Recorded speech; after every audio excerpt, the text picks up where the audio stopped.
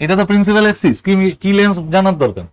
এখানে অবজেক্ট যদি রাখো কি হবে, এখানে ইমেজ তৈরি হবে। তো দুটো ফর্মুলা, এটা তো গল্প, তাই তো। এটা কত বলেছি, 40 সেন্টিমিটার, তাই না?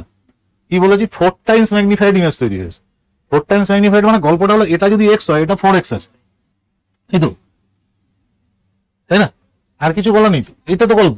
এবং এখানে আমি কোথাও অ্যালজাবরার হেল্প নিই তো, রিয়েল ইমেজ তৈরি করেছি, রিয়েল ইমিট করেছে ভাই, রিয়েল ইমেজ। আমাকে এই ডিস্টেন্সটা বের করতে বলেছে, এবার ভুলে যাও অ্যালজাবরা।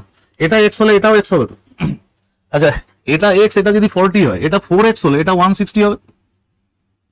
এই ট্রায়াঙ্গেলটা আর এই ট্রায়াঙ্গেলটা তো সিমিলার, দেখতে পাচ্ছ না? এই যে ট্রায়াঙ্গেলটা, এই ট্রায়াঙ্গেলটা আর এই ট্রায়াঙ্গেলটা তো সিমিলার।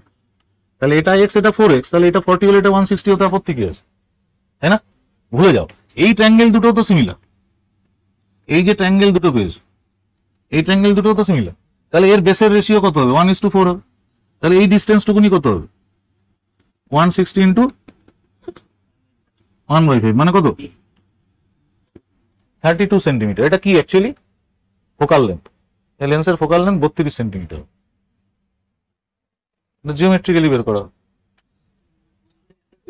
আমরা কি করেছি, ম্যাথমেটিক্যালি করেছি, আমি জিওমেট্রিক্যালি করে দিলাম।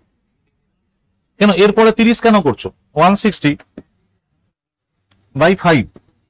এটা করার প্রসেস কিন্তু 160 কে 5 দিয়ে ভাগ করবে না, উপরে নিচে 2 দিয়ে গুণ করবে। তাহলে এটা আর 0 কেটে গেলে 32 হবে।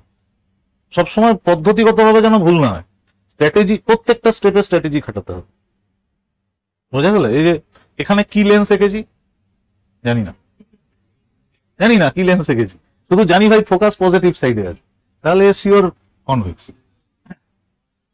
আমরা নতুন ভাবে শিখবো জিওমেট্রিক্যাল অপটিক্স। জিওমেট্রিক্যাল অপটিক্স বেশিরভাগ চেষ্টা করবো যাতে জিওমেট্রি দিয়ে করা যায়, জিওমেট্রিক্যাল অপটিক্স। এবং ওই শেখার মেন্টালিটিটা যদি থাকে, কখনো এটা ভেবো না স্যার আমাকে কি জিওমেট্রিক্যালি সলভ করতে হবে অঙ্ক। আমি বলছি না, আমি বলছি যদি জিওমেট্রি দিয়ে সলভ করো তাহলে 200% সাইন কনভেনশনে গন্ডগোল হবে না।